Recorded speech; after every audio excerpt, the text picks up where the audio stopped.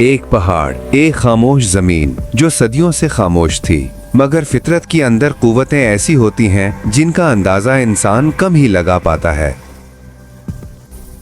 नवंबर 2025 की सुबह इथोपिया के अफार खित्ता में वाक़े हाइली गुब्बी अचानक फट पड़ा। एक ऐसा धमाका जो 12,000 बरस की खामोशी के बाद आया। एक अजीम सुतून राख और धुएं का 14 किलोमीटर तक आसमान की जानिब उठा। आसमान काली हो गई, जमीन कांप उठी। करीबी गांव एफदेरा डस्ट और ऐश में ढक गया। मकामी बाशिंदों ने इसे आसमान में बम फटने की आवाज जैसा बताया। कोई इंसानी जान जाया नहीं हुई, मगर मवेशी पालने वाले खानदानों पर असर हुआ। चरागाह राख से ढांप गई, जानवरों के लिए सब्ज चरागाह खत्म हो गई। सयाह जो नियर बाय डेजर्ट टूरिज्म के लिए आए थे, ऐश फॉल की वजह से फंस गए। गांव के लोग अपने वो घर छोड़ने पर मजबूर हो गए जिन्हें नस्लों से संभाला था। राख ने जिंदगी का हर रंग छीन लिया। लोग मास्क पहने, बच्चों को उठाए दूर दूर इलाकों की तरफ हिजरत करने लगे। वो स्कूल जो बच्चों की आवाजों से जिंदा था, आज बंद पड़ा है। वो बाजार जहां शोर हुआ करता था, आज मुकम्मल खामोश। खेत, बागात, पानी सब राख में खो गया।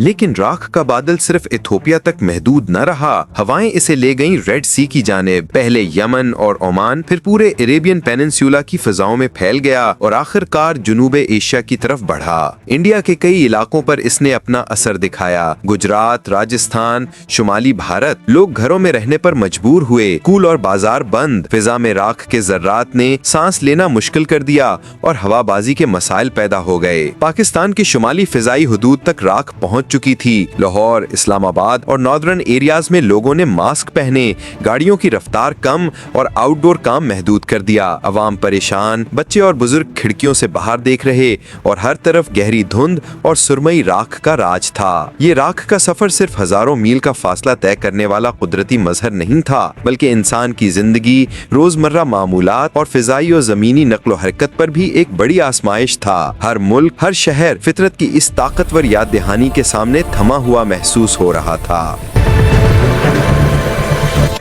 फिजा में फैली हुई जहरीली राख ने सांस लेना मजीद मुश्किल कर दिया था। शहर के ऊपर भारी धुंध जैसी राख छा गई। लोग खिड़कियों से बाहर झांक रहे थे। खौफ और बेचैनी हर चेहरे पर लिखी थी। मास्क न पहनने वालों के गले जलने लगे, खांसी की शिद्दत बढ़ी, हवा में बारीक जर्रात तैरते थे जो हर सांस के साथ अंदर जा रहे थे। अस्पतालों में हुजूम बढ़ने लगा, इमरजेंसी वार्ड भर गए। डॉक्टर और नर्सें मुसलसल मरीजों को संभाल रही थीं। ऑक्सीजन सिलेंडर्स कम पड़ने लगे। बच्चे, बूढ़े और पहले से बीमार लोग सबसे ज्यादा मुतासिर हुए। माँ बाप मास्क पहनाकर बच्चों को घरों से बाहर ले जाने पर मजबूर थे। हर तरफ खांसी, घबराहट और धुआं सा माहौल था। गलियों में एक गैर मामूली सुकूत था। दुकानें बंद, सड़कें खाली। सिर्फ चंद लोग जल्दी जल्दी चलते हुए नजर आते, जैसे फिजा में मौजूद खतरे से भाग रहे हों। राख ने पानी के टैंक, खेत, पौधे सब कुछ ढांप लिया था। रोजमर्रा जिंदगी रुक गई थी। लोग घरों में बंद और बाहर निकलने वाले खौफ में डूबे हुए थे। ये राख सिर्फ माहौल नहीं, इंसानों की जिंदगी बदल रही थी।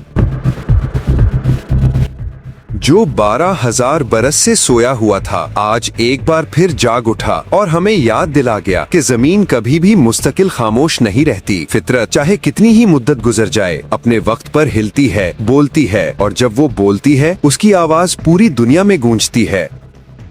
ये इरप्शन सिर्फ राख का उठना नहीं, सिर्फ पहाड़ का फटना नहीं, ये एक पैगाम है, एक इंतबाह है कि इंसान को अपनी जमीन का एहतराम करना होगा, उसकी ताकत को समझना होगा और हर लम्हा इस हकीकत को कबूल करना होगा कि हम फितरत के ताबे हैं। फितरत हमारी ताबे नहीं। लिखते हैं कि इस राख ने खेतों को ढांप दिया, चरागाहें राख से भारी हो गईं, जानवरों की खुराक तबाह, पानी आलूदा हो गया। लेकिन अल्लाह का शुक्र है कि इस पूरे वाक़े में कोई जानी नुकसान नहीं हुआ, जिंदगी महफूज रही। सिर्फ कुदरत की एक झलक ने हमें अपनी कमजोरी याद दिलाई है। ये वाकया हमें बताता है कि दुनिया कितनी नाजुक है और इंसान कितनी जल्दी भूल जाता है कि जमीन के नीचे वक्त के अंदर एक ऐसी ताकत सो रही होती है जो लम्हे भर में सब बदल सकती है। अगर आपको ये वीडियो मालूमाती और चशमकुशा लगी तो इसे जरूर लाइक करें, शेयर करें और मजीद हकीकी, सच्ची, कुदरती कहानियों के लिए चैनल को सब्सक्राइब करें।